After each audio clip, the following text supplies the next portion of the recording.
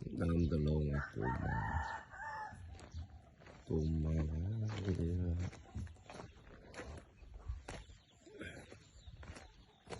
đại mình chuyện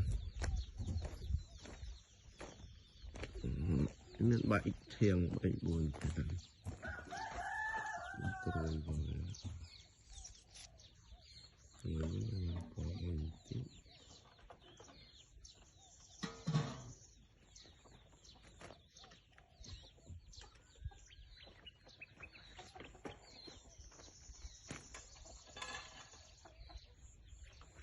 làm rất năng